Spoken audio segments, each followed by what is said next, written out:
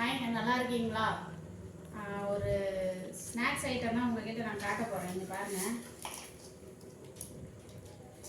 இது எப்படி செய்கிறதுனா கேழ்வரகு மாவு இருக்குது இல்லையா, அதில் ஓட்டு வடையாக சுட்டு, அப்புறம் கடலக்கொட்டை, நாட்டு பனை வெல்லம், இது எல்லாத்தையும் நம்ம மிக்ஸ் பண்ணி தான் இப்போ நம்ம லட்டு உண்டை பிடிக்க போகிறோம்.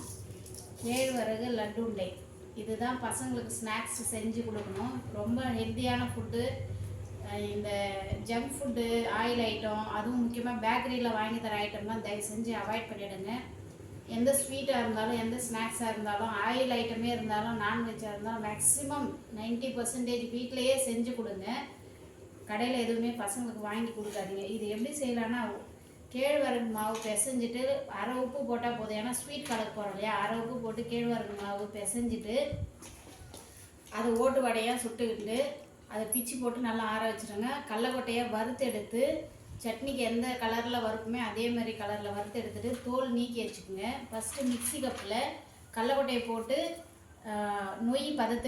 நொய் பதத்துக்கு மிக்சியில் அடிச்சிருங்க. அதுக்கப்புறமேட்டுக்கு கேழ்வரகு அடை இருக்குது இல்லையா, அந்த வடையை என்ன பண்ணணும்னா பிச்சு போட்டு ஆற வச்சிருக்கோம் இல்லையா, அதை போட்டு மிக்சியில் நல்லா இந்த மாதிரி வர அளவுக்கு மிக்சியில் அடிச்சிடணும். கடலக்கொட்டை ஃபஸ்ட்டு, அதுக்கப்புறம் வடை, அதுக்கப்புறம் லாஸ்ட்டாக தான் வெல்லம் போடணும்.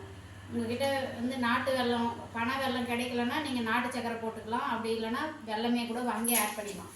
வெல்லம் அதுக்கேற்ற உங்களுக்கு எவ்வளோ ஸ்வீட் எடுப்பீங்களோ அவ்வளோ சேர்த்துக்குங்க. சேர்த்துட்டு மிக்சியில் ஆட்டினீங்கன்னா இப்படி தான் வரும். மூணுத்தையும் அதை நல்லா கலந்துக்குங்க.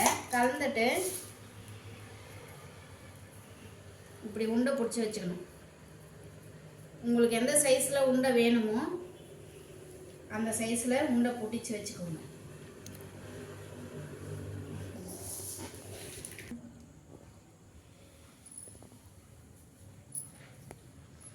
இது கடலக்கொட்டையில் செஞ்சது. நாங்கள் சின்ன வயசாக இருக்கும்போது பார்த்தீங்கன்னாக்கா எள்ளில் தான் செஞ்சு கொடுப்பாங்க. கருப்பு எள்ளில் வறுத்துட்டு இந்த மாதிரி எள் உருண்டை செஞ்சு தருவாங்க. இது கடலக்கொட்டை உருண்டை, கேழ்வரகு லட்டு உருண்டைன்னு சொல்லலாம்.